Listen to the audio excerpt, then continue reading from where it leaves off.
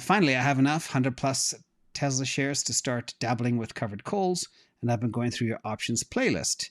You usually sell calls that are 6 to 8 weeks out. Can you explain the timing and the mechanism of rolling up the call if the stock price keeps going up? And when do you roll up? And do you keep the same expiry date?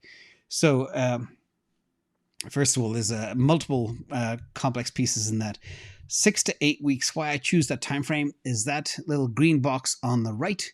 You can see that's when max theta decay happens. This time decay. That's when all the time value that you sell shrivels up to nothing.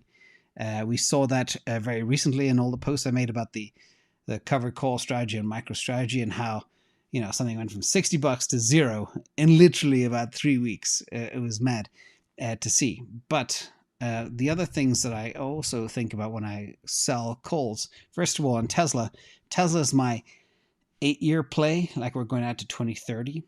Unless something significantly changes to the company. This is something I don't want to get called out of. And I will only sell calls on gamma squeezes, which I've covered as well in Patreon.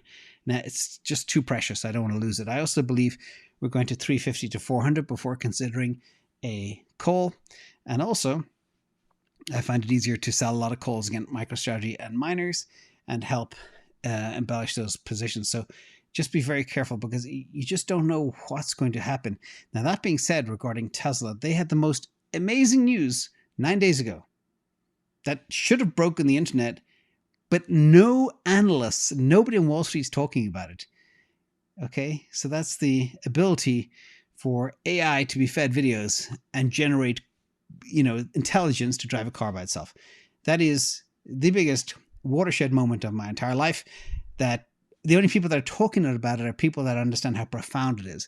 But Wall Street has no clue what it means. So again, it's not reacting to any of the incredible news. Model 3.